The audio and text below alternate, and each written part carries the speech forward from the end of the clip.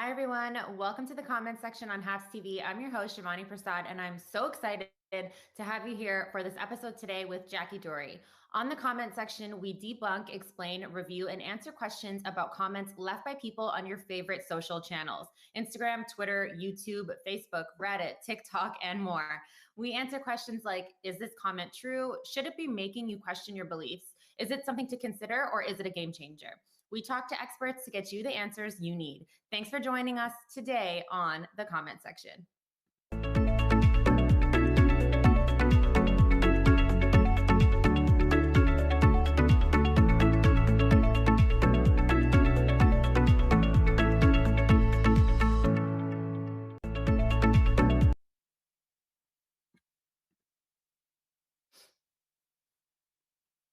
Today's topic is women's sports and fair compensation, and today's guest is Jacky Doorey. She is a multimedia journalist for CBC Sports. So today we're going to talk about this specific video that Jacky and I found.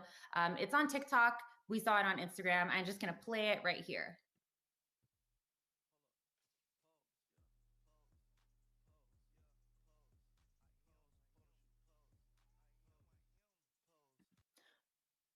So as we know, there is a feature on TikTok where TikTokers can reply to comments with a video. So that's what this person did. Her name is Melissa Ortiz. She is an Olympian and a former pro soccer player. And as you can see in that comment, someone asked her to get back to doing the dishes. That's correct. That happened right here in 2020.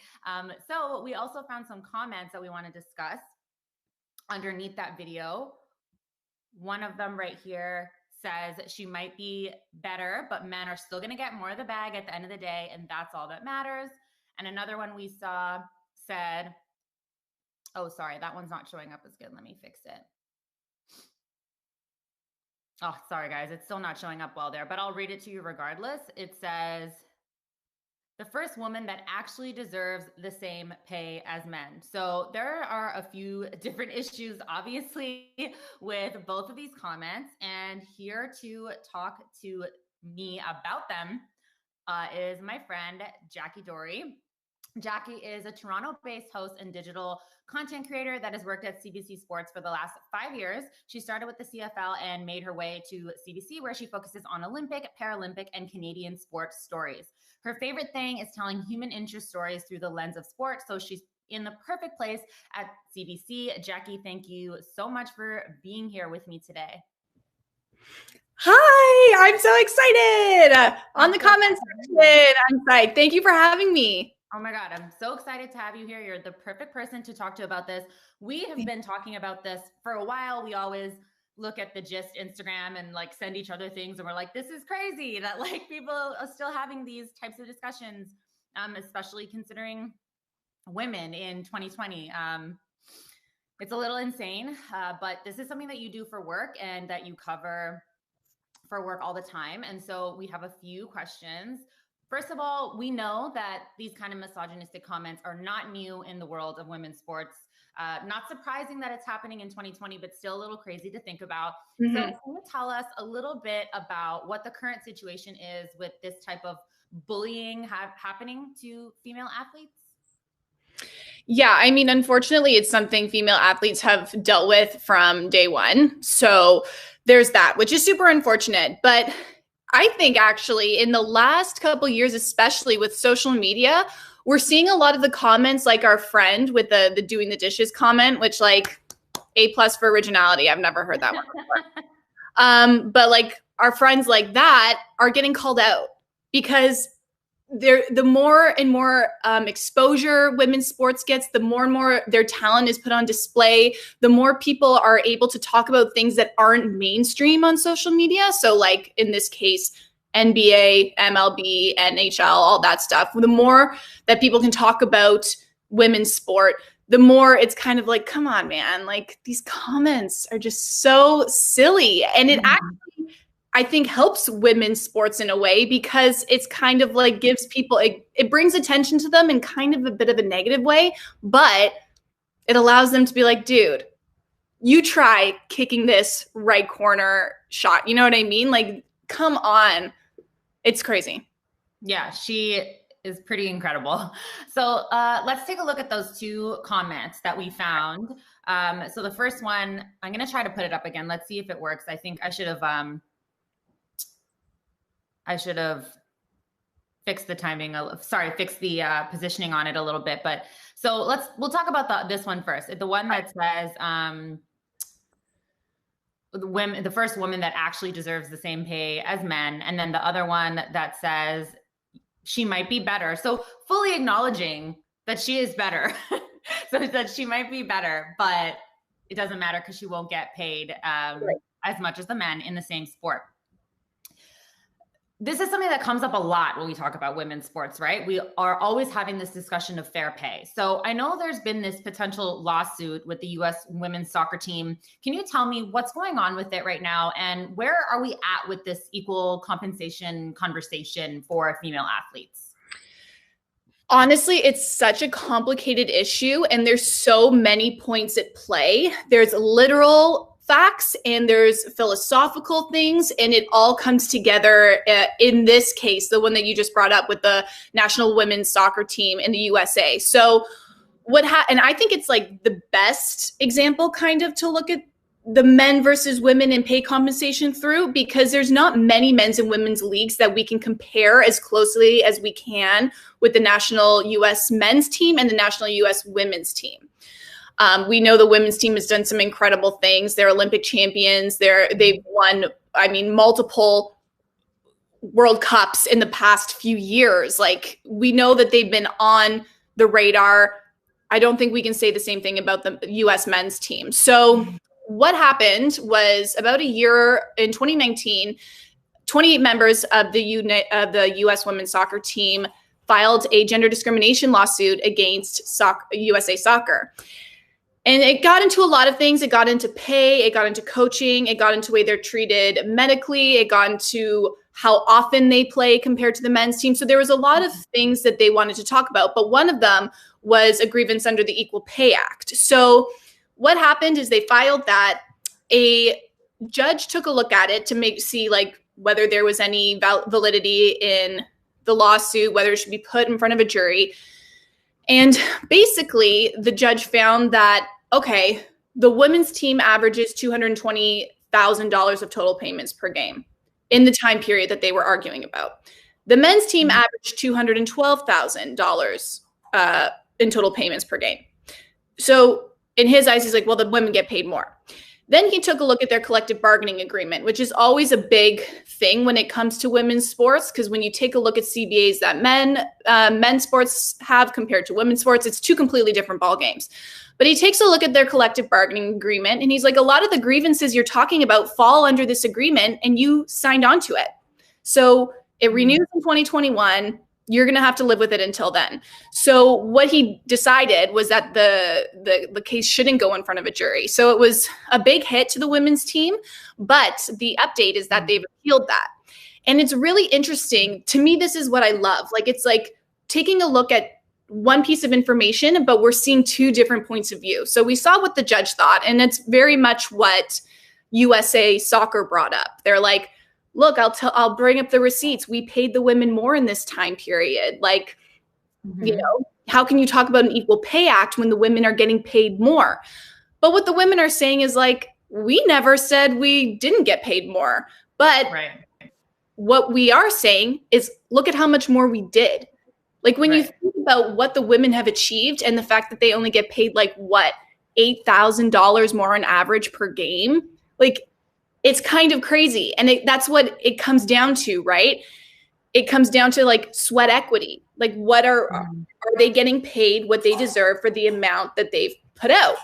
And another thing they talked about, which I think is a big part of the point as well, it's like, yeah, let's talk about the collective bargaining agreement. We signed it, but just because we signed and got the best agreement we could at the time with the resources we had, doesn't mean that these collective bargaining agreements aren't existing in a system of gender discrimination and gender inequality, right? Like, when a woman goes to the table, she has to fight for things that a man doesn't, and vice versa. A man will have to think of things a woman won't have to as well, I guess. But just with the age of these leagues and how long they've been around and how much more resources are put into men's sports versus women's sports, maybe they have a point. Maybe they're not arguing for these CBAs in the same ballpark that the men are. So I think that's super interesting because, yeah, it comes down to sweat equity versus are women even playing in the same ball field when they're fighting for what they're owed. Yeah, and it makes you think about, other sports as well, where let's think about it. If we were to think about it from the US soccer perspective, what if the men did win? You're telling me that they would be... That's a great point. And that they would be making $8,000. Like, no, like they would probably make a lot more, So I think that women are just saying, like, look at what we've done here, right? And we're not really making that much money, whereas there's so much more always invested in men's sports. And we see that comparison with the NBA as well, right? I think we had talked about that before. Can you tell the viewers a little bit about that? Well, yeah. And so, I mean, a lot of people this year, especially on Twitter, were looking at Sue Bird versus LeBron James. So both of these are veterans in their league. Sue Bird has played on she's played on Seattle for 17 years. LeBron's been in the NBA for 17 years. Both of them won a title this season in 2020. But a lot of people were looking at and they're like, 17 seasons each, 4 rings each, Bird's salary, $215,000. And that's $215,000, not $250,000. LeBron's salary, we all know, $37 million. And it's not even just that, because then you look at their bonuses. Bird's bonus for the 2020 finals was $11,000 and change. It's $11,300. LeBron's $370,000. So the bonus for winning the final was more than Bird's salary for the entire season. And it's a complicated issue. And I think this is actually what it boils down to is a lot of, oh my gosh, sorry. I have a cat here. Is he making a ton of noise? No, it's okay. Okay. No, it's okay. I didn't even, it's like second nature to me, so I don't hear it. But so what it comes down to, it's like they're two different products, right? And a lot of people will say that. They'll say, well, you can't compare what an NBA player gets paid to compared to a WNBA player because they're two different leagues. They've been around for two different periods of time. And obviously the NBA makes a lot of revenue. But I don't think you'll see any WNBA player argue that they should be paid the same as an NBA player. I think what they want is equal compensation relative to revenue. But it also comes down to the fact, why does the NBA have more revenue and get more eyeballs than the WNBA? And that's where it gets philosophical. Like I mentioned earlier, like we can look at the numbers and we can do the math based on relativity. But at the end of the day, I think, and that's where I think society is kind of grappling. That's what we're grappling with now is that, sweat equity is equal. 17 seasons, 4 rings. Sue Bird and LeBron James are two very similar people in their respective leagues and two similar giants. They're GOATs. Like it's unbelievable what both of them have done. And the sweat equity is quite similar. But, the NBA does play more games per season than the WNBA. So like you can see how the layers and the layers keep peeling off and you can look at things literally. But when you think about things philosophically, and why we watch men's sport more than women's sport. Why are there more NBA games this season than WNBA games? Why do NBA games get more time on broadcast networks than women's sports? So I think that's the question. And that's where we can start thinking, you know what I mean? Like how much of that comes from what we were exposed to as children? How much of that comes down to when we think of the word sport and pro sport, what does your mind go to? Your mind probably goes to the LeBron Jameses and the, Sidney Crosbys of the world before they go to the Sue Birds and the Natalie Spooners and, the Megan Rapinos of the world. That's right. Sport, the associations with sport tend to skew male. And I think that's where we're at right now, where it's like, remember, females are doing these things too. And they're doing them very well. I mean, I remember we were talking about how broadcasting numbers for female sports have actually gone up since the pandemic. Let's talk about that a little bit. What are the numbers looking like?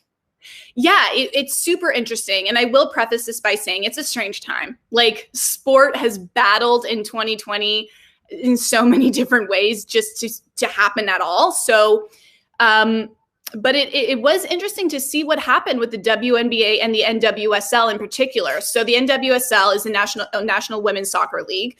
And they were actually the first North American pro league to have a tournament during the pandemic. So that was massive. But they saw incredible, I think it was like 500% year over year increase, because I think it was CBS who picked them up.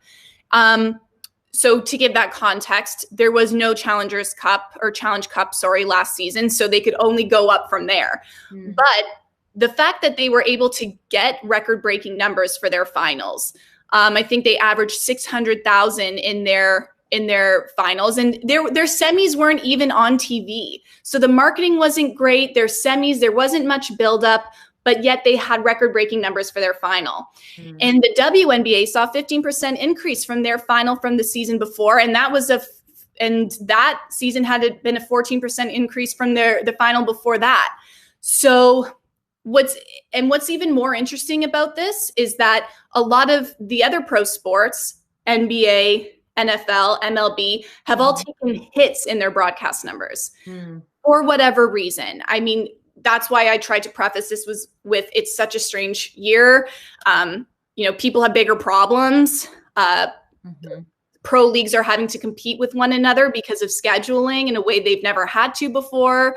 We're watching hockey in the summer. Like, a lot of things aren't really giving them the chance. But to be honest, a lot of those things are what women's sports deal with on a good year. Right. They're always second fiddle to the men's games when it comes to a broadcast schedule. They're always competing with other leagues. They never get the broadcast times that they would want, very rarely anyway.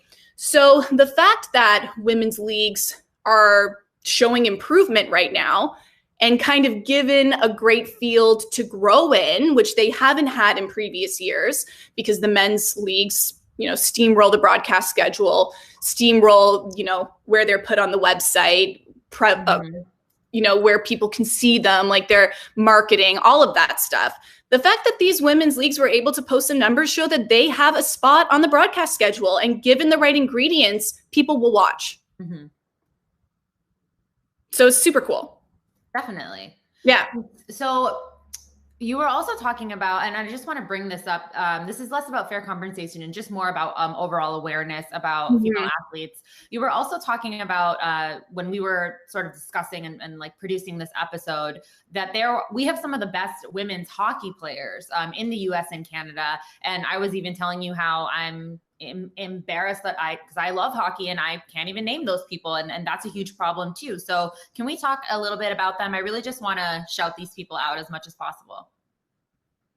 Yeah, well, and I mean, when you compare the NWSLs and the pro women's soccer teams and the national women's soccer teams and even the WNBA, like they've done a lot of work. They've been around for quite a long time. And we've seen a growth in those sports that we haven't seen with women's hockey. And it's not for a lack of trying. Like in women's hockey in North America, there is the National Women's Hockey League, the NWHL, which is mostly American.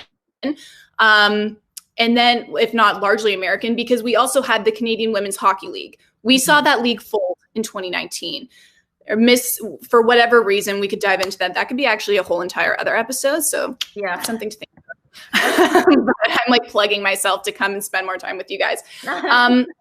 But the CWHL folded. So therefore the pro league that was also already really hard done by for money, for sponsorship, for, getting these women the right conditions to thrive in. Like, a lot of these hockey players had full-time jobs and then would come play their pro hockey league game after work and have to get like a babysitter for their kids. You know what I mean? Like comparing what's happening in the CWHL and NWHL compared to pro men's hockey is completely, I don't even know what the word is. Like, I want to say that's not even like on the same playing field. That doesn't do it justice. They're not even comparable. Yeah. So what's happened since then, the CWHL folded. So therefore, all of the amazing women hockey players in Canada no longer have a place to play. And, you know, they're Olympic champions. We all know the amazing Olympic rivalry between USA and Canada when it comes to women's hockey. And they never disappoint every year. It's like always one of the biggest things at the Winter Olympics is that game, or that matchup rather. So what's happened since then is the PWHPA has been formed. And that is the Professional Women's Hockey Players Association. And it's a league, but it's also a players association. So we're seeing like these women fight to create an infrastructure that has legs, you know, and we're seeing a bit of back and forth because obviously like players in the PWHPA don't think that the NWHL league has a system that can work in the future, but then at the same time, they're building their own league. So we're seeing hopefully the early days of a formation of, you know, hopefully one day a solidified league. But it's pretty amazing because what the PWHPA is doing is they have a Dream Gap tour. So what happens is like over 100 players from North America have about, I think it's 5 or 6 tournaments across North America. Mm-hmm. In this season, they had a record-breaking sponsorship with Secret, the deodorant, and they paid, oh my gosh, let me find the number for you, because they're basically keeping the league afloat. They paid over $1 million commitment to the PWHPA, and that's record-breaking. So, and you can see what that does. It basically kept the league alive for another season, and who knows what they'll be able to achieve in another season. And so it just goes to show like what these women are doing to fight for their right to play, but also what can happen when companies like Secret and a lot of other products only exist because of sponsorship dollars. A lot of other leagues only exist, men's leagues included, because of sponsorship dollars. So the fact that there's a company that's willing to bet on women's sport is huge, especially women's hockey. So we'll see where that takes us. It's going to be another amazing year. If you guys have a Dream Gap tour coming to a city where you guys live, I highly suggest you go. It's going to be incredible. And it's Olympic grade sport happening there. Tons of Olympians. If you have a little girl, especially, and a little boy too, because a big part of this is not just showing girls that they have a place at the rink, you know, or wherever on the field or at the arena, wherever you may be. It's to show boys that women are here and girls are here doing it too, you know? And you know, we should be looking at everyone the same way, because I think at the end of the day, and I'm a bit, you know, I'm a bit of a philosopher at this, when it comes to this, but like, it's going to be the next generations who see one another, and who like little boys watching Megan Rapinoe play, watching Sue Bird play, that they're going to be like, oh yeah, like I grew up knowing female athletes. And I think like even you and me, I'm not sure that people in our generation would grow up knowing many. Right. No, absolutely. I don't think I did. And so speaking of sort of the new generation and the best way for us to support, what would you say is the best way for any of us to be more of an advocate for women's sports, and how can we support women's sports? What are some more like concrete ways we can do that? Totally. Well, I think first and foremost, some of the easiest ways, like I mentioned before, go to a game. And I mean, whether it's obviously tough right now because sports are taking a bit of a hit and we just have all these new restrictions with COVID, but hopefully within the new year, like, you know, Google and see if there's a women's hockey team, like the Dream Cap Tour stopping in your town. Google to see if there's a beach volleyball tournament happening if you live somewhere hot, or even in the summertime. You know, try and see if there's an NWSL soccer team in your city. WNBA, there's so many amazing athletes and sports events that you can watch. And I think it's super easy. Like I live in Toronto and we'll be like, oh yeah, let's go to a Jays game. And it's like nothing, right? It's almost like, what do you want to do today? Hopefully we're going to get to a point where people are like, oh yeah, like let's head to the NWSL game. We'll have a couple beers. We'll have a great time. You can follow people on, you know, Instagram and social media and support them and engage. You know, obviously we all know that social media engagement with athletes and with teams and leagues is a massive play when it comes to sponsorship these days and monetary support. So you could do that. But I think what it comes down to, and especially with media as well, but for all of us, it's like keep women's sport in the conversation of sport. Yeah. Do you know what I mean? And like we heard Natalie Portman say this, and Natalie Portman actually is one of the people to invest in the new NWSL franchise. It's in Los Angeles. So there's going to be a new women's soccer team in LA, which is super exciting. And you know, her alongside, I think, like Serena Williams and like Lily Singh, like there's a ton of really amazing women who put the money into this. So again, we're seeing people bet on women's sport. But what she said, and a big part of why she wanted to back up this NWSL team, is because she saw her son watch the USA women's soccer team in the World Cup, win the World Cup. And she saw the way her son looked at these players. And she was like, she was used to her son watching male athletes do these things. And for her to see the difference it made to have women's sports be available and be celebrated and be easily accessed and consumed, like that will make all the difference in our younger generations. So, I mean, like, you know, go to a game. I would say if you really wanted to level it up, take your niece or nephew to a game. You know, if you have a younger brother or sister, take them to a game. If you have a daughter or son, and it's equally as important for the boys as it is the girls. The boys need to know all of this, like need to know the power of a female athlete just as much as little girls do. Yeah. I got the images to work. I just want to share them before we leave. So this was one of the ones we were talking about. So the initial comment was get back to cleaning the dishes. And then somebody said she's the first woman that actually deserves the same pay as men, which again is a crazy thing. And then the other comment, which is going to show up, is she might be better than men, but men are still going to get more of the bag at the end of the day. And that's all that matters. So just wanted to put those up because they weren't working properly before. They had a few things in the comments here. Some people were asking if we can see these comments. Yes, we can see them. If anyone wants to comment anything. Somebody is saying, yeah, it's going to take time, like 20 or 30 years. Somebody said equal pay isn't possible, though, in Europe. I'm not sure about that. I don't know if you know about that, Jacky. I don't know anything about that. Well, I mean, equal pay right now, so this is where it gets into the trickle-down effect. Equal pay won't be possible when you look at it literally, but equality is not the same thing as equity, right? Like the WNBA players will say, we're not asking to get paid the millions that the men's players in the NBA are making, but what we want is the same percentage based on revenue that the men have in their CBAs and their agreements. So about what's happening in Europe, I assume it's a similar thing that's happening in North America, at least when it comes to women's sports. I don't know like the monetary situation over there or how that works. But actually, I do know that a lot of North American or women athletes go play in Europe. Like I know a lot of volleyball players go play in pro leagues in Europe and get paid way more than they get paid here and have opportunities to play there that they don't have to play here.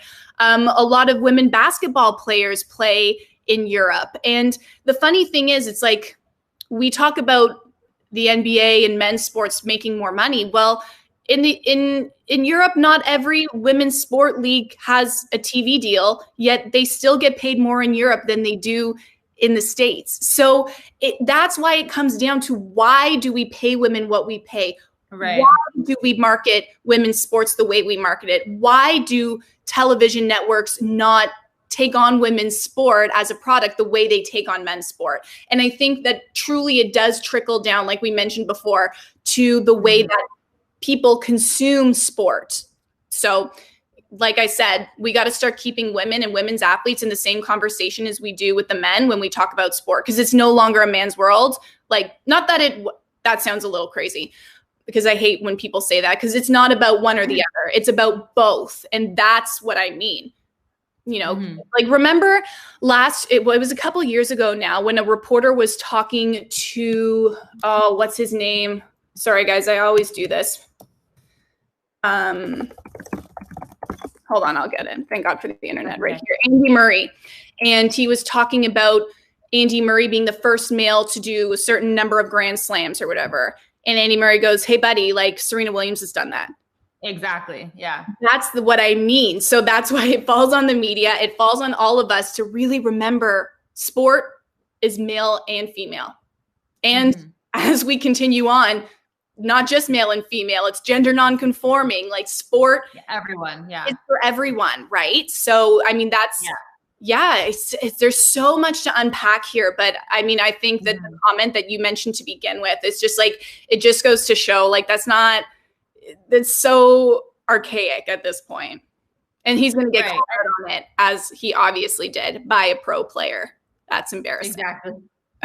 And there's something we saw on the gist that you had actually sent to me last night. Breaking news, FIFA announced that it is to introduce new regulations to protect the rights of female players, including mandatory maternity leave. Let's talk about that a little bit, just really quickly. I know we're getting to time here, but I just want to hear your thoughts about that. Well, it just goes to show, like, and I mean, again, we're in 2020, but the fact that it's like, oh yeah, we need to make sure that when a female athlete has a baby, that she doesn't get completely screw my French, out of her career. And it's like, yes, you do need to do that. Your product is female athletes. So it's amazing to hear FIFA do that. And I know the WNBA also had a pretty groundbreaking players agreement happen in the last year where, you know, they talked about not only, you know, pregnancy and maternity leave and the medical things that are associated with that, but they talked about like, let's make sure you're put up in a decent hotel room. Like, let's make sure that you're comfortable. Let's make sure that like you play and have enough recovery, like all of those things. So I think I really am loving, because it's like the waves of feminism, right? Like the first wave of feminism were like, we want to be at the table. But then like the third wave of feminism was like, I want to be at the table, but I want to be at the table as a woman. I don't want to be at the table pretending like we're equal, like we're different, but let's celebrate those differences. And let's start making, you know, players agreements that include maternity leave and include what it includes points that cover what it means to be a female. So I think that's great. Yeah. Also, someone in the comments says Katie Taylor is a women's lightweight champion boxing. She deserves a mention. She absolutely does. We definitely want to talk about all these amazing female athletes. Oh my gosh. And I mean, like, if I can, like, Canada's team has so many amazing female world champions going into Tokyo 2020, guys, like Melissa Human-Paredes and Sarah Pavin. They're world champions. They might win Canada's first ever Olympic gold medal in beach volleyball. And beach volleyball is so much fun. One of the best sports to watch at a Summer Olympics. And they play all over the place. If you're in California, like they're there all the time. They play in Toronto. They play in Europe, all over the place. We have canoeists like Laurence Vincent-Lepointe. She is like, I think she's a 13-time world champion, actually. So it's super incredible. There's so many female world champions in Canada right now, especially in Olympic sport, that are like going to do so many big things in Tokyo. So definitely take the time to Google some of them, like just Team Canada athletes in general, because there's a lot of pretty amazing groundbreaking stuff happening. I'm so happy to talk about Canadian stuff because my show usually is pretty political and we're always talking about American stuff. So very, very happy to talk about Canadian stuff. I also want to just mention something else that's happening in our comment section. I know the show's called the comment section, but we also have a comment section. Literally somebody just commented, "This is silly." So it's literally happening right now as we talk about it. It's literally happening as we're talking about it. So this is why we want to keep having these conversations. I know you mentioned it, and I would love to have you back on. I'm sure we're going to have so many things to talk about. But I thank you so much for coming on the show. I know that right now Toronto is entering, on Monday, Toronto will be entering another lockdown. So I wish you lots of health and safety at this time. And thank you so much for coming on the show. Thank you, Shivani. That was so much fun. And thank you everyone for your comments. Even if they're not nice, that's okay. Everyone's opinion matters. And that's exactly what your show is here for, to talk about it. So thank you for having me. Yeah, anytime. I would love to have you again sometime. Oh, I'll be back. Don't you worry. I'll find you. Don't forget to catch Jacky on CBC Sports. You can follow her. I'm going to put her Instagram and Twitter handle up here. It's just at Jacky Doorey. Please don't forget to follow her. She does amazing reporting on sports in general, but also, of course, as we're talking about women's sports, we want to make sure that we keep that in mind. Thank you so much, Jacky. And don't forget, you can always send in any comments that you want to discuss on the show by DMing me on any platform. My Instagram is at liveshiv, LIVESHIV, and that's my Twitter handle as well. The comment section is live every Saturday at 10 a.m. right here on Haps TV. Thanks for joining us from Richmond Hill, Ontario. I'm Shivani Prasad.